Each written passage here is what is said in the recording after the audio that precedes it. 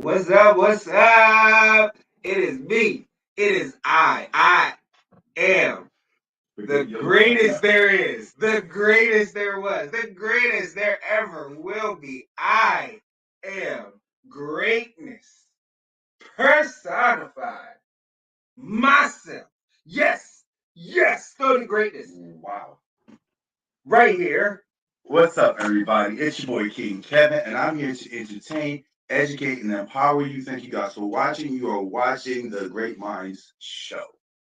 So I'm still working on my intro because yours is so magnanimous. I'm working on your intro too. We're going and trust me, it is going to be amazing once I finish it. I'm working on it. You can memorize it. I'm saying if I do, when I do. It would sound better if the hype man said it, but you know.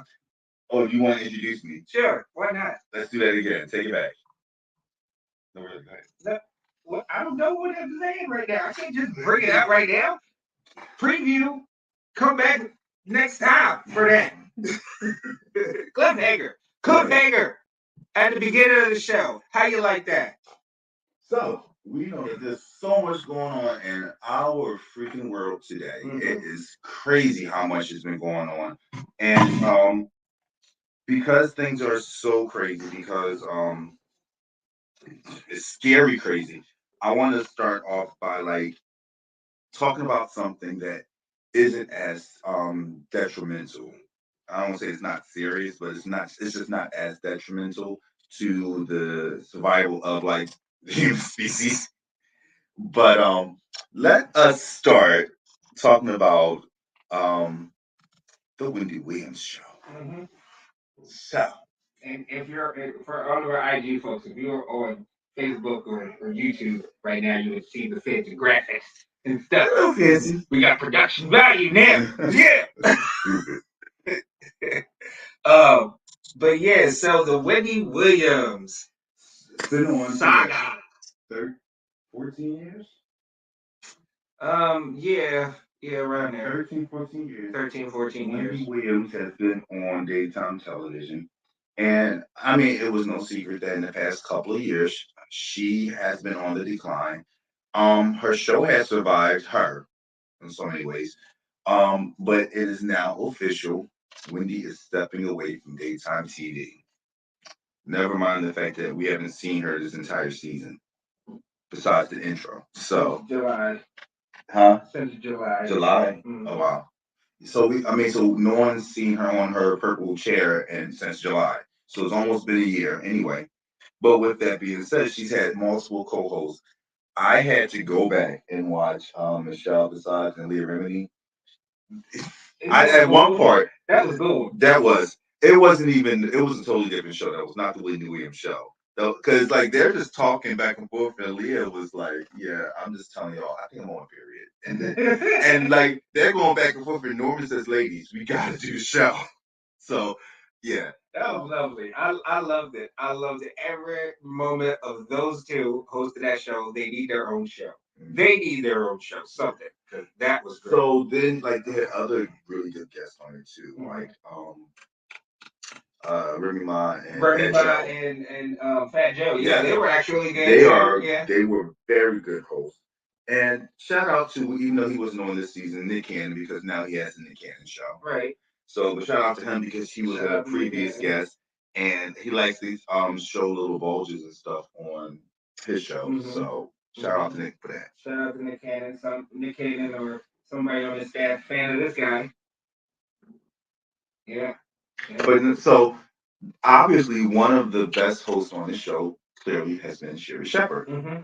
Now, but Sherri comes with a lot of stuff. Like she comes with some bona fides, if you will. Okay. As far as hosting daytime, and she has history with daytime TV as far as being on The View for 8 years. I think she was on The View.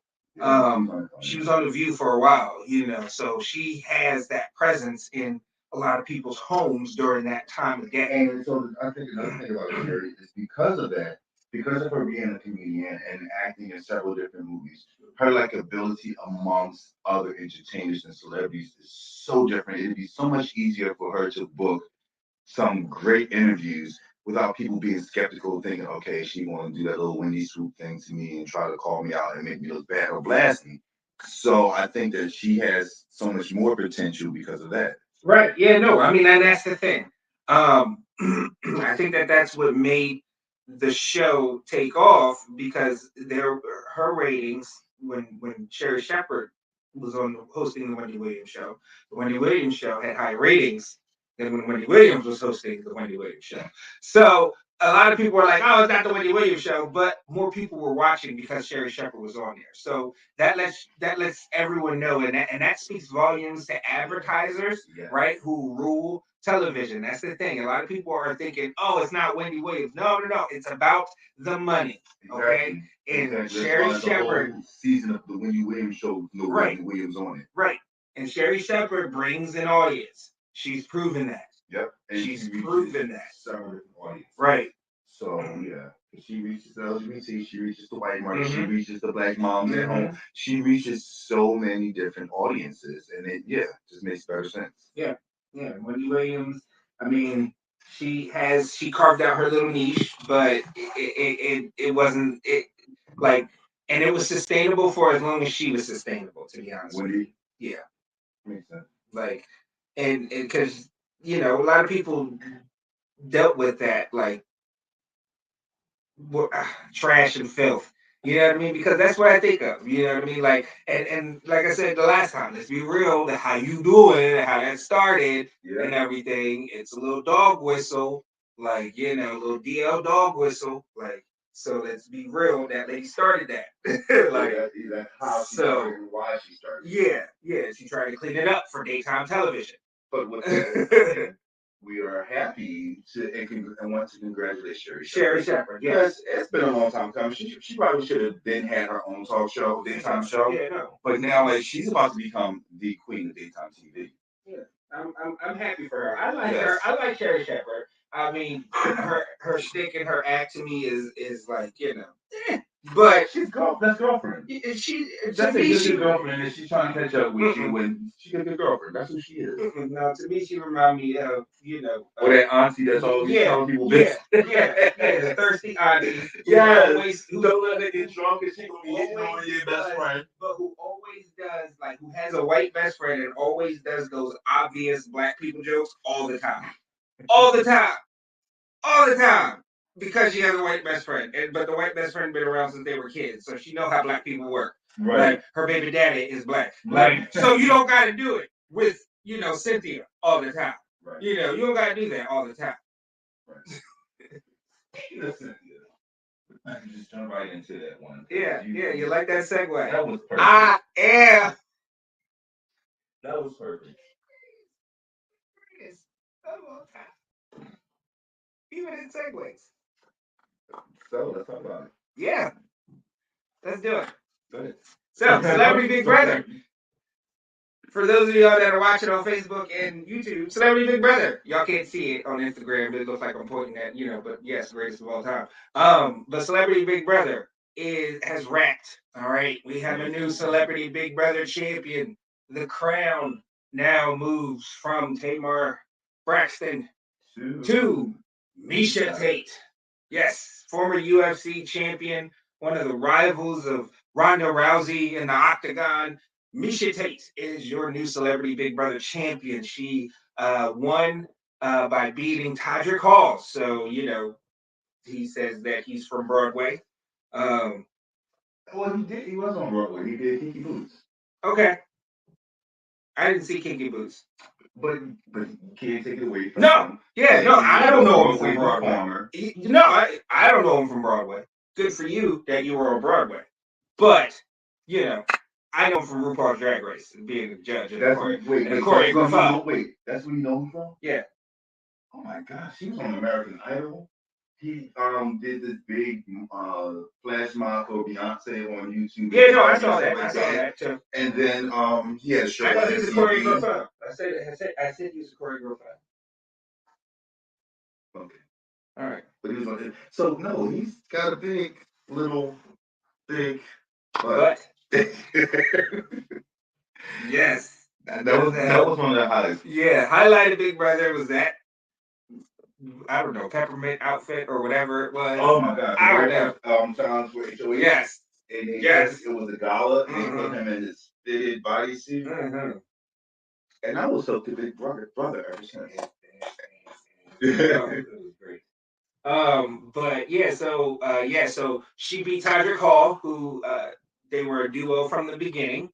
Made it to the very end, but she beat him 7-1. And the entire jury voted. Uh, and I think that the producers, because before, I remember the episodes before, they kept telling, "Oh, in America, you get to cast the deciding vote if it was tied." And they did not mention any of that as soon as the show came on. And because Julie said, stay tuned after the last episode, we'll let you know. You know what I mean? But they did not mention any of that during the episode. Well, that was only if Anything. it was a tie. And that's what I'm saying. They knew going in Okay. of the votes. That's why my point was getting to was that I think that the producers knew going in who they were going to vote for and knew whether or not there was going to need to be a reason for the tie. So they didn't say anything about it because of the fact that, oh, we know that there's not going to be a tie, so there's no reason for us to even try and dabble with America deciding that. Yeah. Even came back to the panel because it was like, yeah, I'm my vote anyway. Right. This is like, we're just going to sit here and say, hey. So, for those of you who are like me and you were not a part of the Big Brother world or universe until ever, Big Brother is basically a house with 92 cameras in it. Oh yeah, it's a lot. There are cameras everywhere. You're in these rooms, you're sleeping with other people, like in bedrooms with other people. You guys are responsible for taking care of the house. And periodically, you play these little games. And the games are for you to get HOH, which is hit a house, or a veto, which if you're up for elimination and if you win it, you can save yourself, or if you win and you're not, you can save someone that is in the chair. And that's good because if you have an alliance and one of your alliance members are in the chair, you could save them. So, unless you're the only other option to be nominated. Yeah, in that situation. Yeah. Or you could just not use it at all and keep the nominations the same. So that way, whatever the plan was, you can continue to do it. Now, for those of you who've watched Big Brother, you know this. I'm sorry, I'm a little remedial, so this is what yeah, I'm excited about it. Yeah.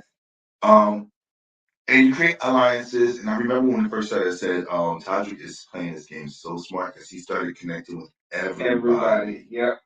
And it stands to be proven. He really was the best player in the season. Right.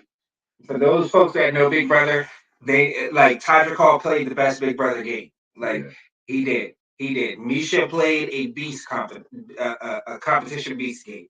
Like she was a beast at competition. She would, just win like like or place really high in any competition that she was in. So yeah, like it was that was something. Like Misha played a great game. Like you can't take nothing away. She played a dominant game this season. Well, it's kind of like what Todrick said in one of his confessionals was he's the brain and she was the brawn. Yeah. So and that's how the game played out to the very end. But the one thing about it is he may have been the brain, but she was also the beauty.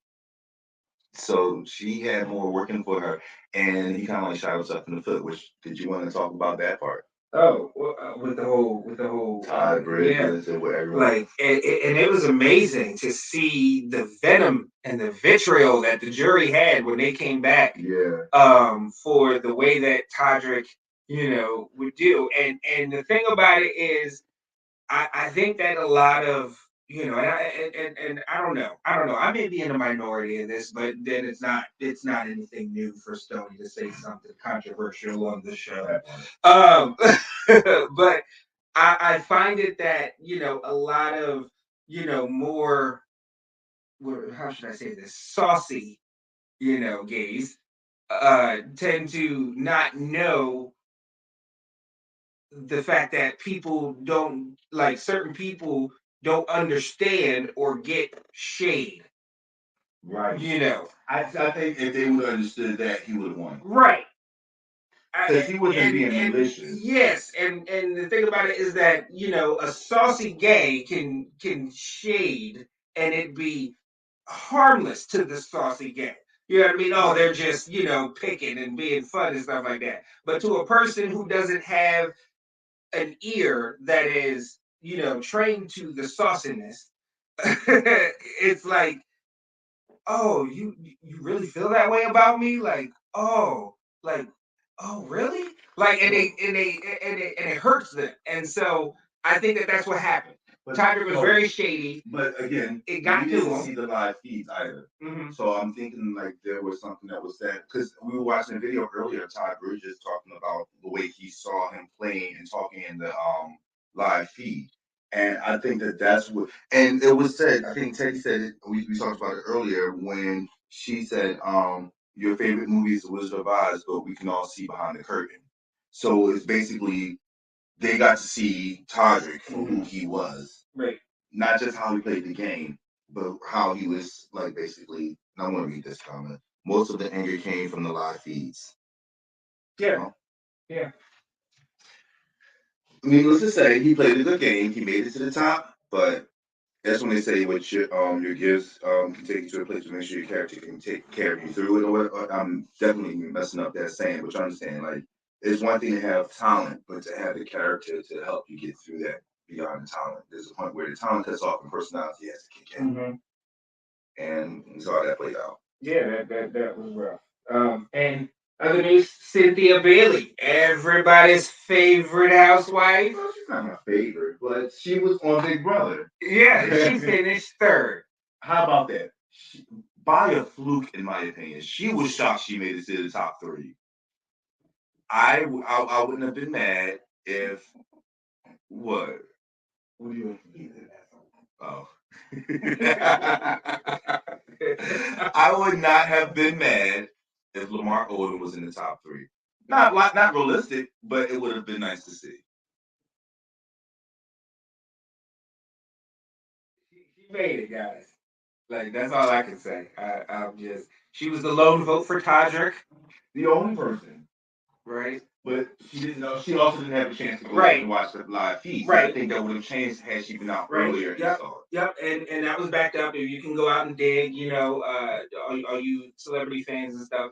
Carson Kressley has, done, a few interviews already, and and him and Cynthia were close before, outside of the house, and that experience, of course, probably brought them closer, and they were talking. And Cynthia, he was saying how Cynthia got a chance to watch the season and everything else like that, and was not at all like she feels the way that everyone else felt. If they could revote, like, it would be 8-0 to Misha. Whereas but Carson also admitted that had he been in Cynthia's shoes when he got evicted, where it was okay, you got to put your key in to see to who won the game, he would have voted for Todrick as well. But once he got home and saw things, like, it was like, oh no, bitch, say what? Like, statement says had they been sequestered, Todrick would have won. Oh yeah, yeah. Had they been sequestered, yes, Todrick would have won. Todrick would have won because he played Big Brother. Like, he played Big Brother. So my curiosity is, we also know that Todrick and Carson were friends outside of Big Brother. I wonder if that changed the way Carson looks at Todrick. Now that would be interesting to know. To me, and I don't know. I guess because I'm a fan of the show and I know how the game is played, I wouldn't hold anything, unless somebody came at me personally in that game, like, and personally disrespected me. I wouldn't feel, anything based off of gameplay. I wouldn't feel any anger because of gameplay. Carson easily voted for Misha instead of Todrick because he saw the live feed. So there's still an element that we don't have that we should go check out, because that might be the difference between, because there was no reason, like, Carson's loyalty should have been to Todrick based off their friendship. Right, because Misha's been gunning for him since day one, So I get it. I get it. Yeah, I think that Carson definitely looks at Todrick differently, and Shayna definitely hates Todrick. Oh yeah, Shayna hates Todrick. So I think Shayna hates everybody except for Carson because he apologized. He's the only one that apologized. Yeah. Because I haven't even read anything that Cynthia has even apologized, or that Shayna said that Cynthia apologized, or Carson said that Cynthia apologized to Shayna. Like they're like, maybe. But I get it that if Cynthia feels as though she doesn't need to apologize, because it's not like her and Shayna bang with each other. But then, like, I understand Cynthia's point too. So for those of you who have not watched the season, we're talking about Carson, Cynthia, and Shayna and Todrick. So in the beginning, the four of them were an alliance, but then Todrick went off and made alliances with everybody else. Shayna also made alliances with other people. And when Todrick's best buddy, Misha, was getting ready to be on a block, he had to turn things around. So he told Cynthia and Carson that Shayna was making deals with other people. And that flipped the way they looked at Shayna. And by the time Shayna was eliminated, it's like, I don't think she said goodbye to anybody. She just like basically threw up the middle finger at everybody and walked out. Yeah, it was I forgot what they called them. Those have a big brother name.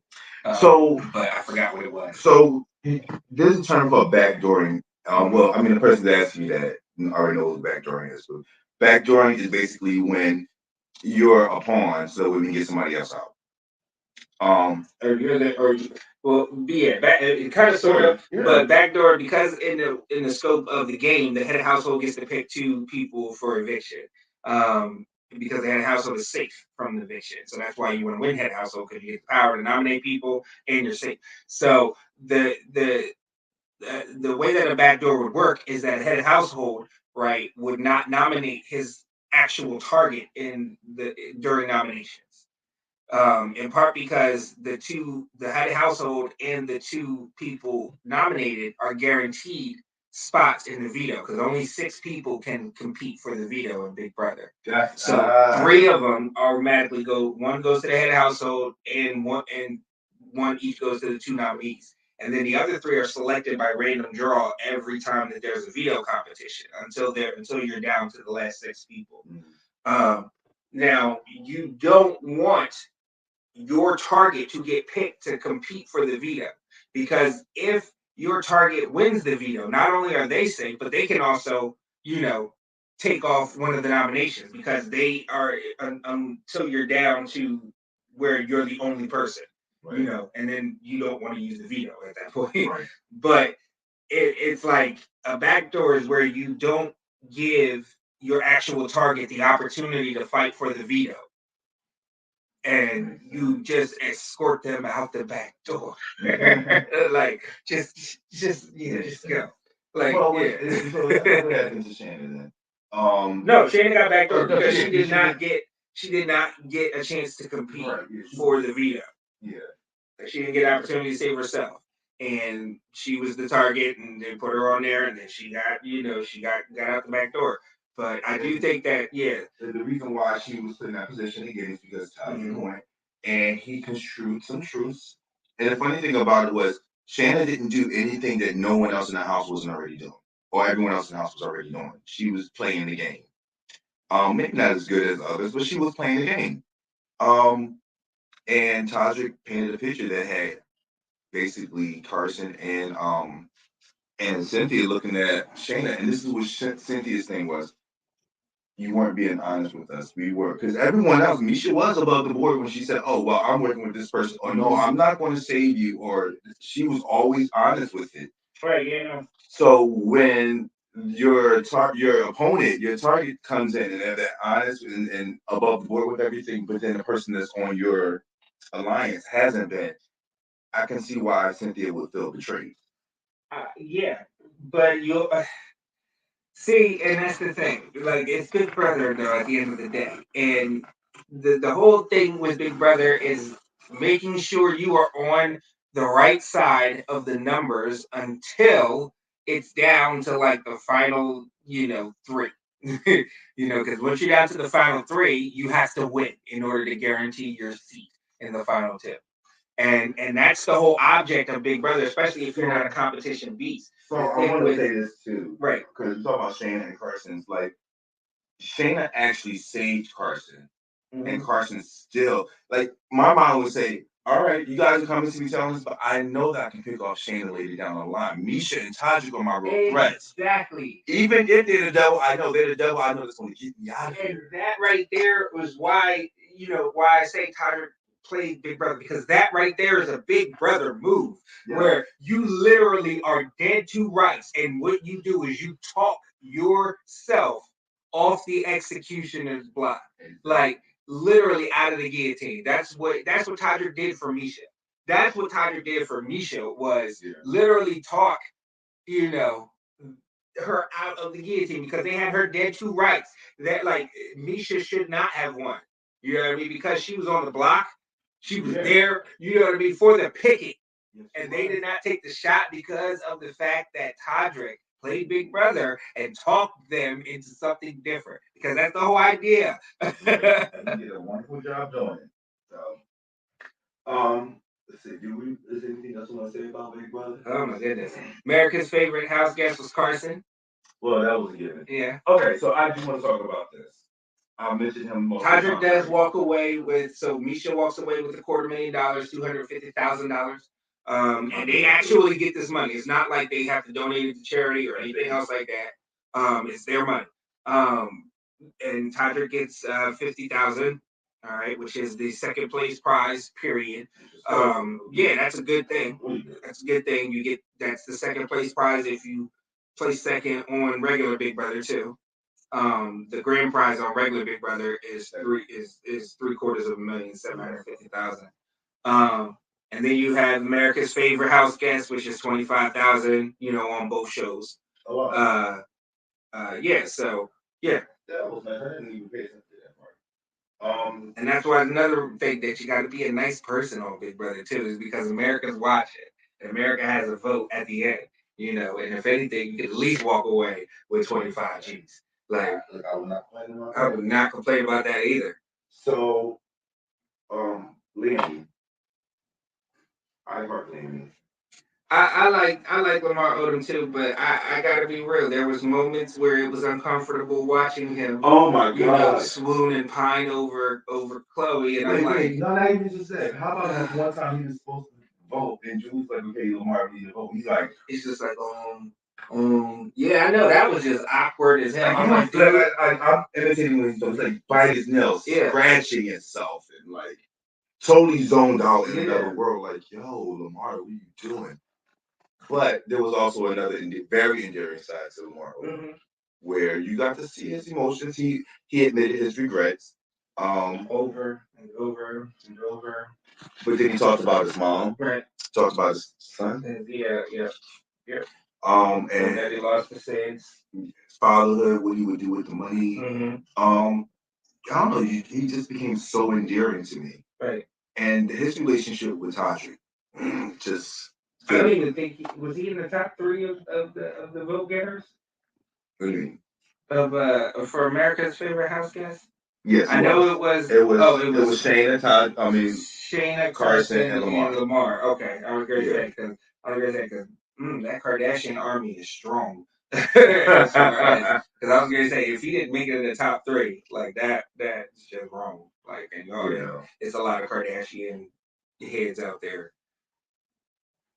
But no, I saw the clip. I was watching the show before the finale, where they were just talking about different moments, and you got to see Lamar Odom and Todrick Hall's chemistry on camera. It's like, okay, Lamar, I know you're a straight man, but you were so comfortable with yourself that you did all that on camera in front of people and didn't care, and like, just cool. I love that. I love him for that. Well, basketball players have always been, for at least in the athletes world, because I'm a jock. I'm inside that world. All right. Basketball players are the most fluid as far as being cool with the gays and school and stuff like that. Basketball is a lot more closely associated with hip hop than most other sports as well. Mm-hmm. And we know hip hop is a totally different story.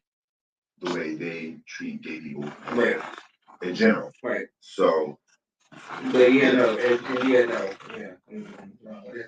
That was the way it was in high school. Like basketball players would tolerate, the really flamboyant ones more so than the football players would. Um, and you got some, and nowadays, especially being, in those rich circles, it was probably nothing for him to, just let his guard down around Todrick and everything because he's been around people. He probably, especially running with the Kardashians, That's like true. That's true. So I'm pretty sure that he wasn't at all, and Lamar seems like a very, very secure enough guy, within himself to not even, really let that bother him about a person. So, actually, this is a good segue because we're talking about a guy that's okay with, his homosexuality and working with other gay people. Um, RuPaul's Drag Race season 14. I A guess lot of gay people on that show. there's a whole lot of gay people on that show. Apparently, there's some straight people on the show too. Mm-hmm. In front of the camera, or behind the camera and in front. So this season, if you guys have not watched RuPaul's Drag Race this season, season 14, this is the first season ever that they've had heterosexual drag queen competitor. Yes, a heterosexual drag queen, a heterosexual male who is a drag queen. Yes, we said that correctly, folks. A straight man, albeit he was a white man, Yes. he tends to be more comfortable than black men, but a straight man with a girlfriend, by the way, was on RuPaul's Drag Race as a contestant, and gosh, you could tell that he was straight.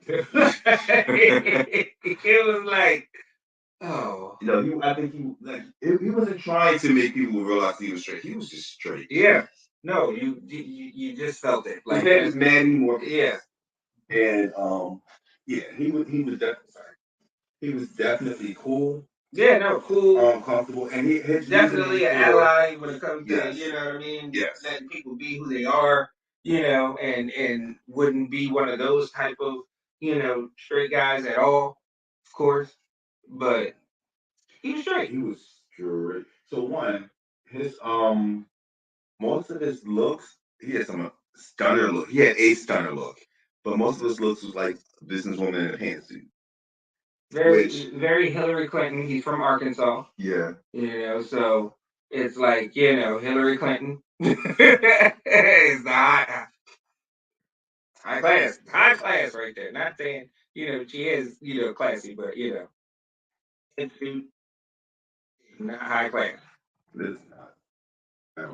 Nice flowy, goddess dress and everything. Yeah. But let's talk about that one Ocean Marie Antoinette. Oh yeah, with the one, the head. Yes, the one look. Body came out holding onto his head. Mm-hmm. Optical illusions, my ass. That man did a great job. I think that was his best look. One of the most creative looks I've ever seen on the show. But it's costumey, but it works. Right. Michelle Visage, quote unquote. So we're not gonna spend all the time talking about him. It was definitely a highlight of the season to have a heterosexual man in drag. Yeah. Do you have any predictions? Oh boy. So give me top four. Oh gosh, top four right now. Too soon to call? Yeah, I would say that it is very too soon to call. And don't get me wrong, like everyone's like, oh, this is one of the chatter on the interweb is that, oh, this is like one of the strongest seasons of RuPaul's Drag Race. No. So here's my thing. It is not. Last season, you could make an argument that last season was one of the strongest in history. But the reason why I would almost agree with that statement is it's not so much as the strongest, but I think the contestants are equally matched. Like what they're all bringing a pretty decent game for the most part. I think they're more equally matched. I would say that there is one safe bet in the race, and that's the thing. Last season, there were three or four safe bets the entire season that you could put your money on that at least they would be in the top three. There's only one this season, in my opinion. There's only one person who I feel I'm counting 4 is a surefire bet to be in one of the last 3 seats, and that's Willow Pill.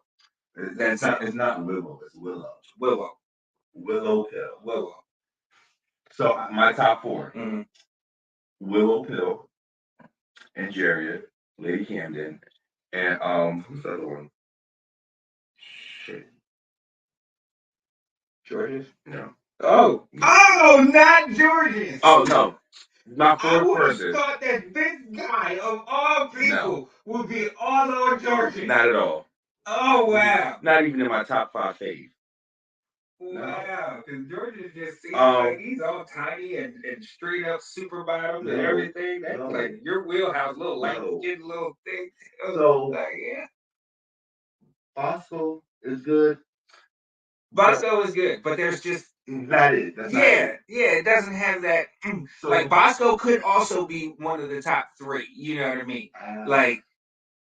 Like Bosco. So you know who my top?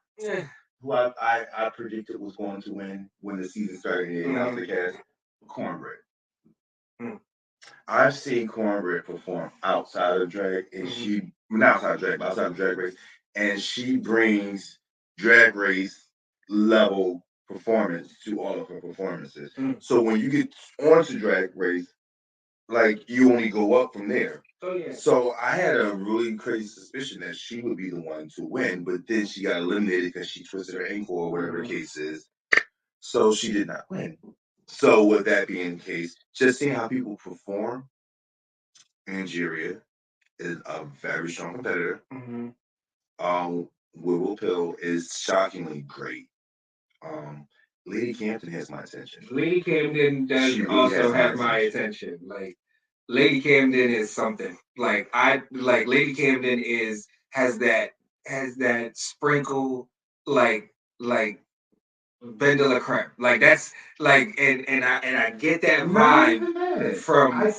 If you ask me, I think she's more versatile than No, yes, but I'm saying like she has like the only person that I can think of that gives me that special something that's always together. That Lady Camden has going for her. Okay, yeah, Lady Camden is always very much like I said, it's very much in the Ben de la Creme wheelhouse. Yeah, you've never seen Ben de la Creme come out a mess ever. So yeah, that I'll give you that. But that's her style and versatility is so much more. Like I'm looking forward to Lady Camden being in Snatch Game. I am looking forward to that. Oh my gosh. Who else am I looking forward to seeing in Snatch Game? I am kind of intrigued to see where Bosco goes because I think that is going to be the make or break for Bosco. Is if Bosco makes it to the Snatch Game, which I think should be next week. We should be getting to the Snatch Game next week. We should be getting the Snatch Game next week. I didn't see the previews and everything, but like if not next week, it should be the week after. But I would love to see Bosco in the Snatch Game. I don't know about Angeria. I don't know who she could be. You know what I mean? And I don't know if Angeria's going to be that funny. She's funny as hell, but she don't give me. But that's okay. So she, looking at her as a boy, no. Looking at her build, her drag. She's probably a sweetheart. Comes off, and I really adore Angeria. Let me make that clear. I do adore Angeria. Ooh, hatchet face. But that's not what I was getting at with that. Oh my God. Stoney, you want to get his cancer as soon as it starts, damn it. Hold on, look, and y'all better go watch the movie because that's a crybaby reference. All right, it's one of my favorite movies of all time. And Hatchet Face was the best person in that movie, but. But no, you watch that movie, no, it's not no clean up. It was a genuine reference because that's what he gives to me is Hatchet Face, like sweetheart, heart of gold, but a Hatchet Face. Not reflect the views of my. But anyway, Crybaby, go watch the movie. American Classic. The point is, we're talking about Snatch Game. The point I'm trying to get to is with Angeria. I don't expect what I see in like Boy or like the mini challenges. I don't when she does her thing and transforms, I see someone different. Oh yeah, no. So it's like I feel like she's a chameleon. Like the butterfly award of the season, Angeria far and away. Like she had that, when she came out of that first episode, it was like, what? What? Wow, butterfly right there. But like, yeah, no, ooh, horrible. I know, I'm terrible. I'm sorry. I'm sorry. I honestly was, and I look at myself like I'm crazy now, but I honestly was on the Jasmine Kennedy train. You know, I thought I thought Jasmine Kennedy looked like a teenage Alyssa Edwards, and and thought that she was very put together, and then everything else happened, and then it's like, yeah, no, She was broken down. no. They knocked her off her pedestal a little bit. But she knocked herself off a couple of times. So. Yeah. So those are my early predictions. If I was to pick a winner, excuse me, with who we have now, this isn't me liking the pick, but just being honest and real, I will give it to Lady Camden. She's my top pick right now. I would say for me, it's between Lady Camden and Willow Pill as far as my top two right now, who are killing it. We gotta discuss the mule in every of the season. The villain of the season. Oh yeah, because I did not mention that person. I know. We've been talking about this show for a while now. We didn't even mention the villain of the season, y'all. I'll be upset if they did. So it's not that they're not talented. Yeah, they could very well make it to the top two, top three, maybe. Yeah. Yeah. Diabetic. Remember, Diabetic. And I'm thinking she's making fun of her name. She really thought that was the girl's name. Diabetica. Yeah. That would have been. Thank you for that, Cornbread. Thank you, Cornbread. She should thank you, and she should change her name to Diabetica because that's more catchy than Diabetic. But yeah, good God, is that Lady Petty? So yeah, like she is the villain of the season. All right, or as I like to call her, Crystal Method cut with drywall. So let's give a little reference to Crystal Method reference. They're a part of the same house or drag family, and Crystal Method is her mother, right? So throughout the season, I was like, something's familiar about you. And I think that's what started to take Diabetes off. So she just said, okay, I'm just going to be myself for real and show the ugly side. But there's like, you remind us of Crystal Method. She missed the whole point of that, too. Yeah. Like, all right, so we get it that you know what I mean? But the reason why the judges said that is because your makeup every single week looks exactly like what we saw when Crystal Method was on the season. All right, it's been done. Show us who you are. Yeah. Unless you're telling me that the Method House is just a clown house. And Instagram, correct me if I'm wrong. I think that Crystal Method is one who did not lip sync, but made it, but did not win. Did she? I think that she is one of the few who made it all the way. Instagram, correct me if I'm wrong. Facebook, YouTube, correct me if I'm wrong. But I do think that Crystal Method got through her season without lip syncing.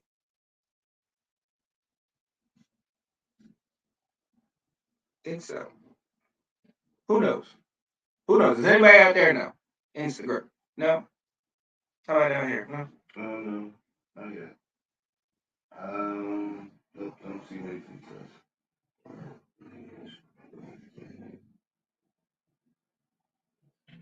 I think she did lip sync. Oh. She went against Miss Cracker.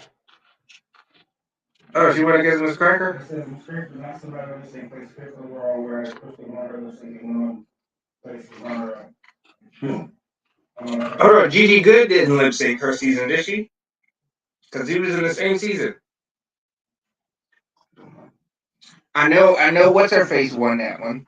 Which PJ's favorite? Better Half of Greatness is in the background. What was your favorite's name? Yeah, that was that season. Yeah, that season 12. Yeah, it'll be Crystal Method and Gigi Good. Gigi Good was honestly my pick to win the whole season. That season.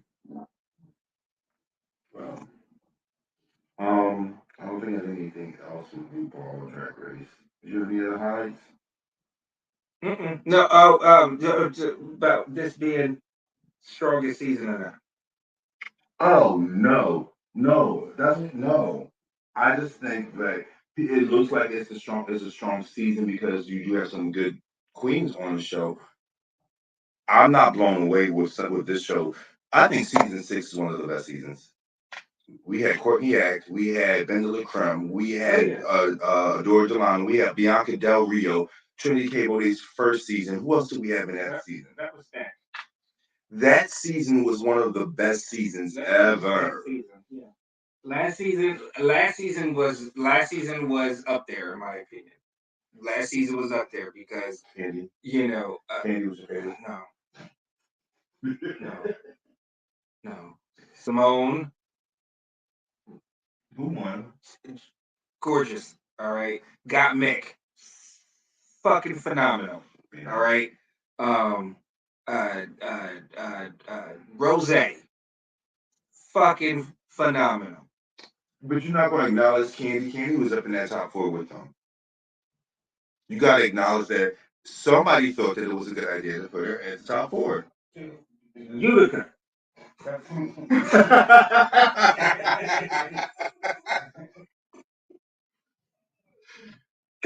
Oh gosh, yes. I thought that when he went to the Halloween show. Why? We went to this past Halloween. We went to we went to Voss event where it was like Night of the Living Drag, and they had they had Jada was there, Got Mick was there, Violet Chachki was the host. She's amazing. Plastic Tiara, sweet Jesus. That performance was hot. Like what she did, like, woo, woo. I was like, what? Really? Yeah. It was hot. It was hot. Yeah, she had the sexiest performance of the night by far. Like, wow. Yeah. Alyssa Edwards was supposed to be there, but she wasn't. I'm really not a big Alyssa Edwards fan. I'm not big on Yeah, but just talk about how, Yeah. Candy Muse's performance was not, Candy Muse's performance, it was. I personally don't think she deserved to be in the top. Yeah, no. I don't think she deserved to be in the top. But she's talented in some regard, Of course. But did she deserve to be? No, she didn't. No. I didn't. I just don't feel like from this season to what I've seen. Like there was a clear difference between her performance, Got Mixed performance, and Rose's performance. Like, in my opinion, Rose finished second to Simone. You know what I mean? And everything. Because there was a clear difference even between the quality of Got Mixed performance and Rose's performance. Rose's performance was fucking on point that night at the thing. Like she was just amazing. But like that, but because the way that you make an argument, right, for me about your season being stronger than the previous season is, can anybody? Oh, they can't hear us on that. No. On the Instagram, we might have to restart it. Jump over to Facebook, YouTube. YouTube. Oh God.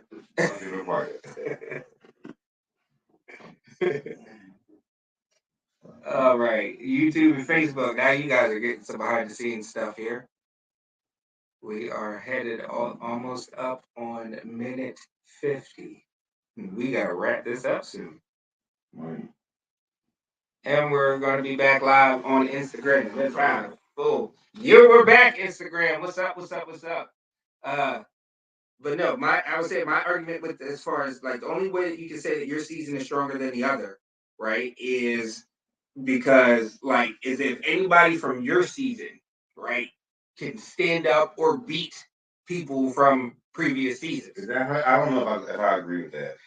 Because some of these Or you could take people from it to previous where it's seasons the are top. unbeatable. Right. You could take it to where honestly, because honestly, the best three, like I can't think of a season where it wasn't the best three at the end.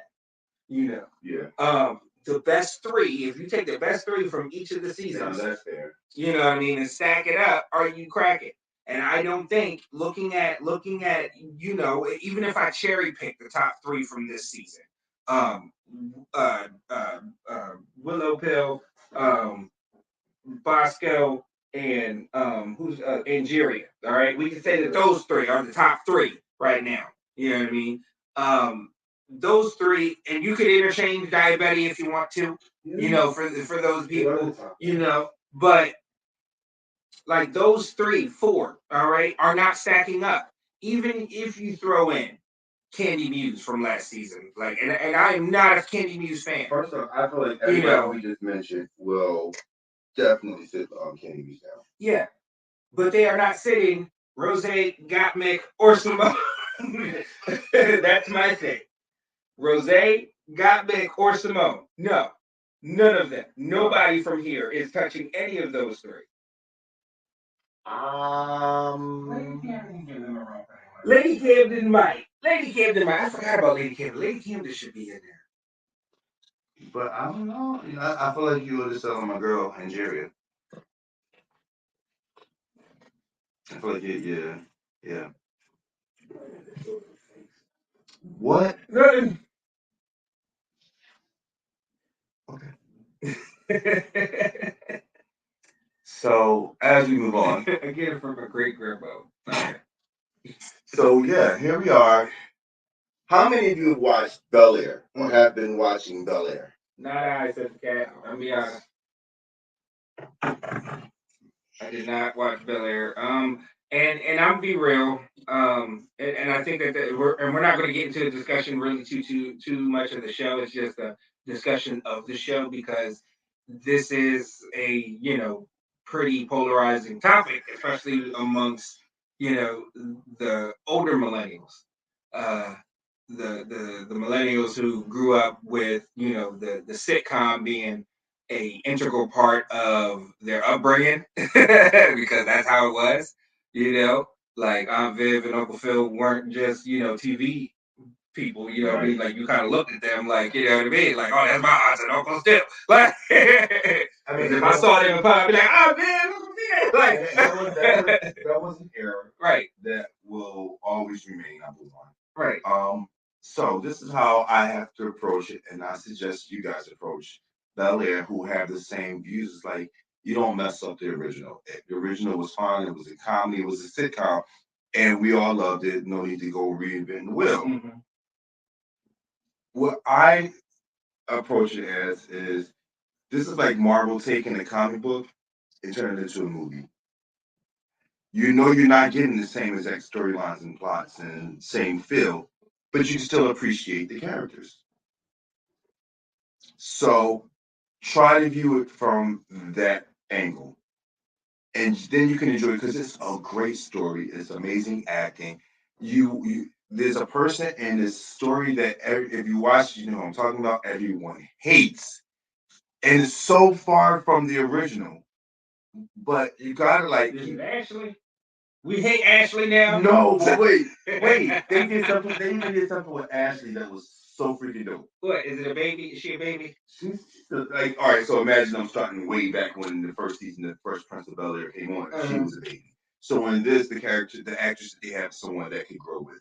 Okay. She's young, but she's old enough to start asking those really tough questions. Yeah, because that's the thing, and I think that like me watching the show, I always not because she's a girl or anything else like that, but I was always closer to Ashley in age as far as whenever I was watching the show. Yeah. So I really identified with how Ashley was circumnavigating and everything else like that. It's like a reboot from the very beginning, right? Or at least that's where they're starting from. They're showing how Will gets into trouble in Philly and has to move to LA. So you're getting all of that, and somebody just gave it away. She's not gay. She's bisexual, bi-curious. She doesn't want to label herself. Who, Ashley? Ashley, yes. Oh. She doesn't want to label herself one way or another. She's a little girl. Bi-curious, which means that she's exploring these conversations earlier. So she's like 7? No, she's got to be like 13, 14 maybe. Okay, well. So if you guys ever I watched knew when I was 13, 14, so whatever. Anybody ever watched the Terrell Show on YouTube? He started he's a really popular guy. He does song association, has all like these big celebrities on there singing, and it's really cool. He started another show called Tea and Coco with one of the girls who was on it. She was part of the channel way back when, and then she was on his show. They started the cooking show together. They disappeared for a while, and she popped up as Hillary. So, Hillary is not the Hillary that we knew. Mm-mm. Hillary wouldn't touch anything but a credit card and some new clothes. This Hillary loves cooking. Like, that's her thing. From the previews, and I've only saw the previews and little clips on because it's on what is it? Is it Peacock? Yeah. And like when you scroll through things and it shows you a little preview of it and everything, got the sense that they're portraying Hillary as very much like a Sherpa, for Will, to that she's going to be his main guide source to navigating, Bel-Air, You have to his support watch it and because everything. that's not it. But that's the thing. Like I was like, that's weird because Hillary That was only the first episode. was not at all, anything during the show. She was borderline antagonist, in the show too. Like. Yeah, she was Comedic relief, but she was never really down for the cause unless it was right, yeah. So, and she was this Right. Hillary is this one definitely intelligent. seems very cunning. She's very cunning. She's intelligent. She's still beautiful and flashy.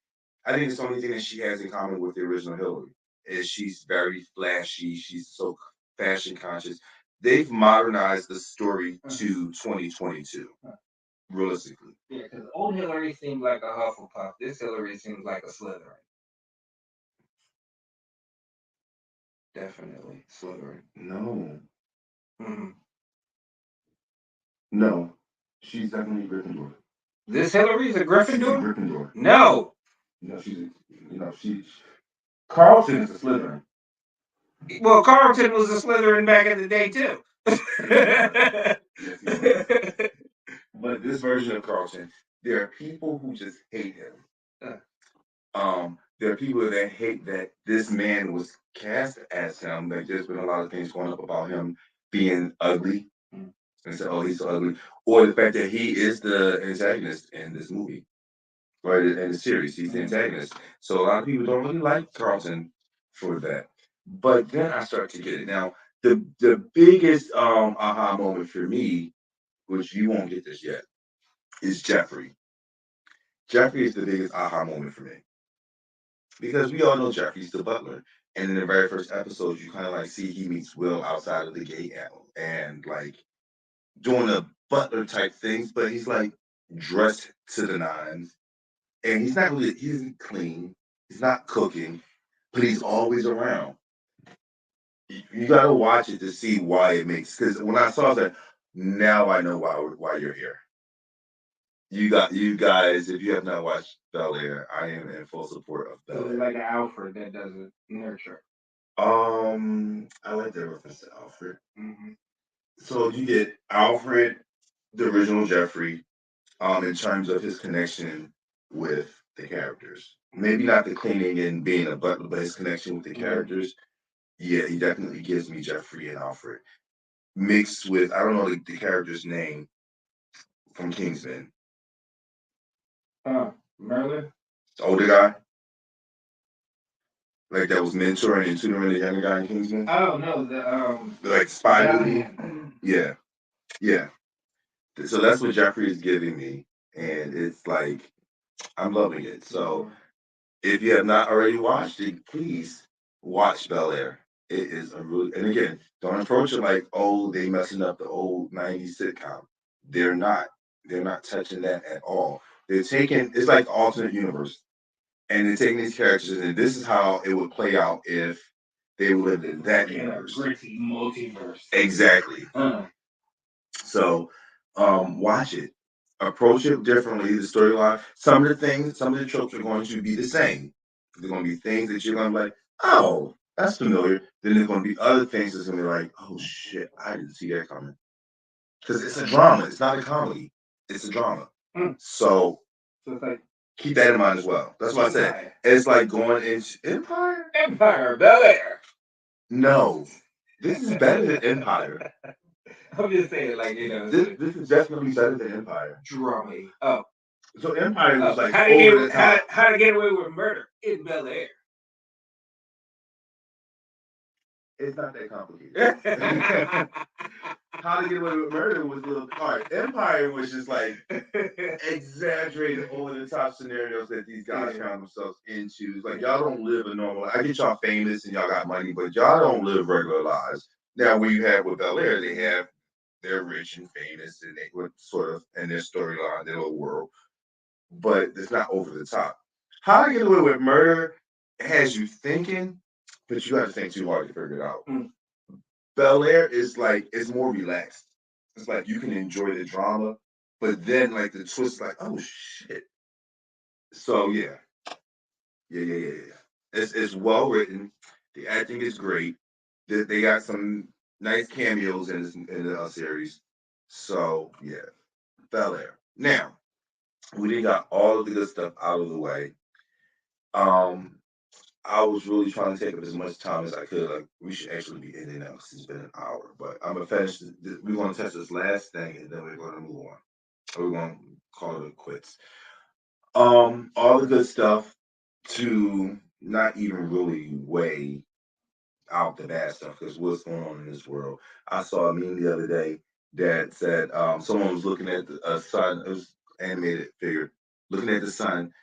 A summer without COVID restrictions, and then the very next picture you see World War III coming up behind him. Yeah, no, yep, exactly. That's kind of what it feels like. It's going on right now. Yes. Yeah. So for those of you who are living under a rock, don't pay attention to news, or anything. I don't know. I mean, you're watching this on social media, so I don't know how you don't know what's going on in the world today. But yeah, so Russia invaded Ukraine, and it's a sad situation because there is senseless loss of life going on right now, and I think that the way that we want to approach it is because um, we kind of not anything to our audience or anything, but we know that that is not something. Foreign affairs isn't something that our audience is always plugged into, so and it's not a slight to you all may be the ones that are watching. Maybe some of you guys may like keep up with the news, knows what's going on in the world around us and politics and things like that. And if I was being completely honest, I watch CNN, I watch other things online, but my number one news source is this guy right here. So if I'm going to find out, like if I have questions about what's going on in politics or whatever, hey Stoney, what does this mean? That's my go-to guy for this type of stuff. So what we're sharing today, aka what Stoney's sharing today, is something that was news to me. You shared it with me earlier, but like I wasn't fully aware of like the ins and outs. And that's the approach we're taking with this because it's already depressing enough without having to see 10 million people reporting on it. So we're just going to back it up a little bit, and Stoney's going to give some education. So yeah, my biggest thing here is to basically make sure that you all have the basic facts, what I mean, behind things. And these are all things that are very Googleable, very checkable. I'm not making anything up. This is not skewed any type of way, because that's in you guys' best interest to keep you guys aware and to also provoke honest conversation amongst our community so that at the end of the day, our community is informed and we can have a seat at the table and be able to carry on a civilized conversation about things.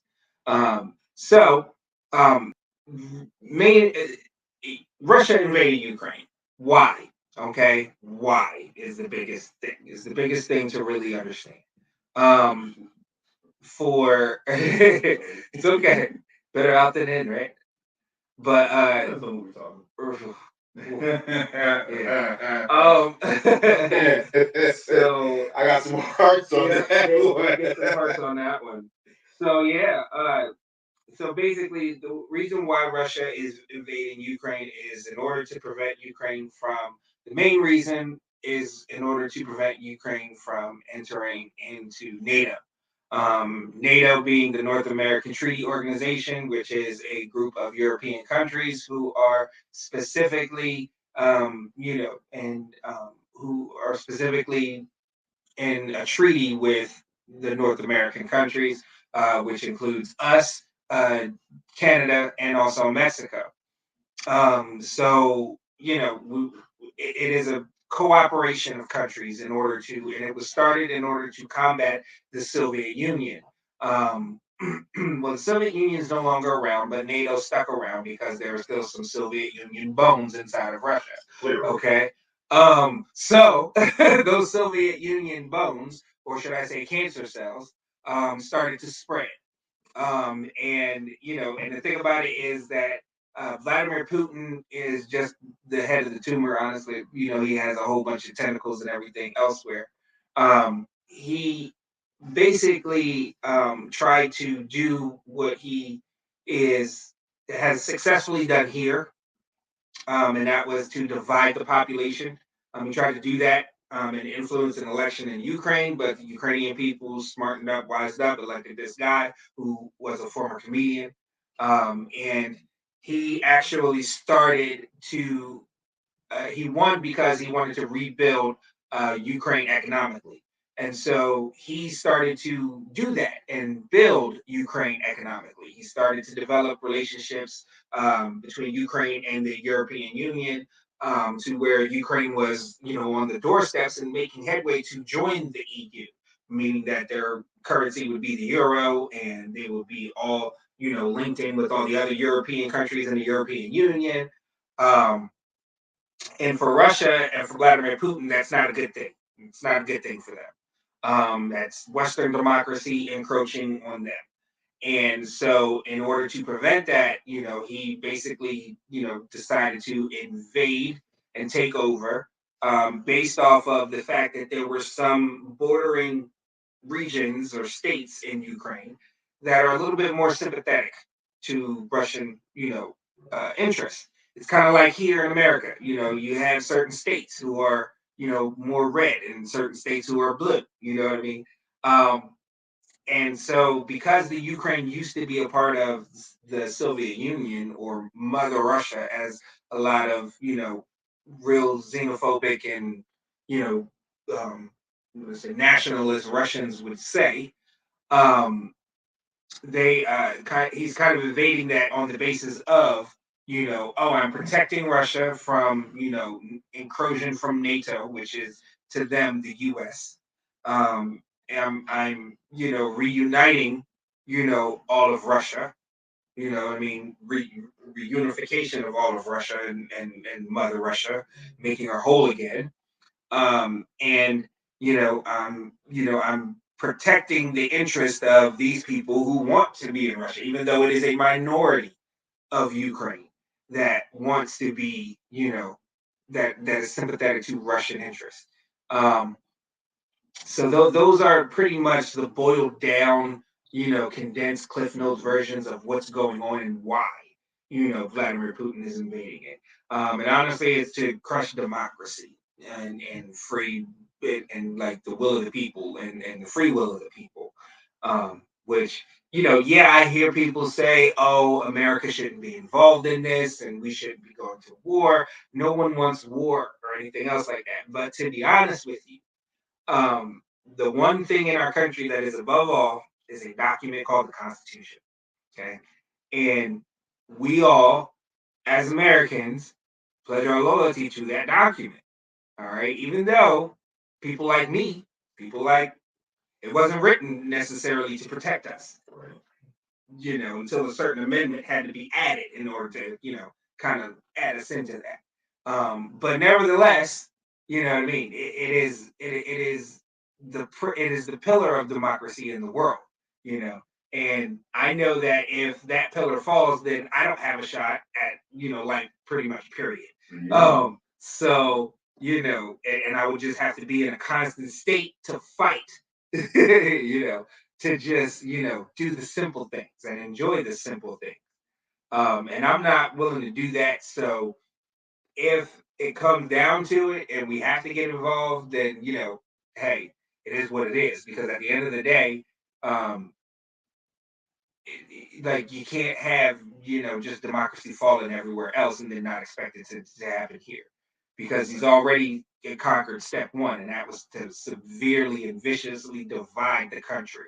All right. He's accomplished that already with, his whole infiltration and everything here. So, it's up to us to, make sure that we have civil conversation, for one thing. And to also not, get complacent. I think that's the one thing, especially with black folks. Like when it comes to voting, we get complacent. Like we do.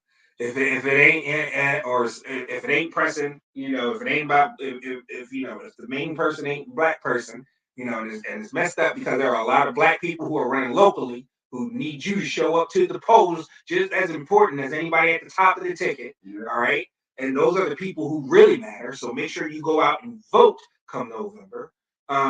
But it's like, we get complacent and we can't get complacent.